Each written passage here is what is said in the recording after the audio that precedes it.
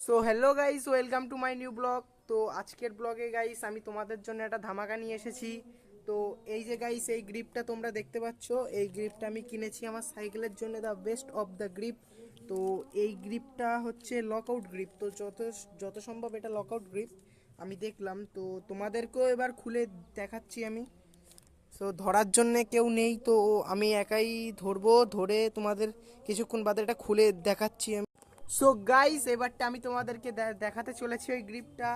তো এই যে গাইস, সেই লকআউট গ্রিপ, এটা খুবই সুন্দর একটা গ্রিপ। তো যত সম্ভব এটা লকআউট, পুরোটাই গাইস লকআউট। এই যে আনলক করা যাচ্ছে, তোমরা দেখছো এই গ্রিপটা। দাঁড়াও গাইস, লাগাতে পারছি না, তো লাগিয়ে দেখাচ্ছি আমি।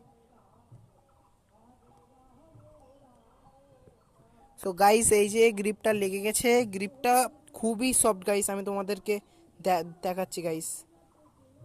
এ দেখো গাইস, গ্রিপটা খুবই নরম, খুবই সফট।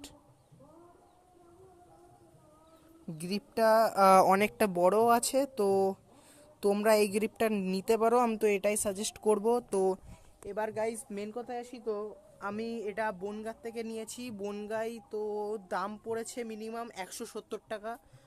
ওটা জোড়া নিয়েছে, তো 170 টাকা জোড়া। এবার এবার আমি ওটা আনতেই পারি, আমি আনলেও আমি সেল করব। এবার তা সেল করলে তো একই দাম, কি 5-10 টাকা বেশি রেট হতে পারে, কারণ বনগাঁয় এই গ্রিপটা অ্যাভেলেবেল তো ছিলই না। অনেকে জানে না, অনেকে কলকাতা থেকে নিয়ে আসে। এবার অনেকে বলবে, দাদা তা কলকাতায় তো এই গ্রিপের দাম 110 টাকা করে। হ্যাঁ গাইস, কলকাতায় তো এই গ্রিপের দাম 110 টাকা করে, কিন্তু এটা তো কলকাতার থেকে আমাদের এখানে মাল আনে না, সোজা অফলাইন থেকে কেনে।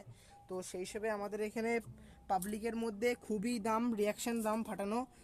সেই হিসেবে আমার সেই দামেই কিনতে হয়েছে। আমি তো আর কলকাতায় ওই সাইডে যাই না সেরকম একটা।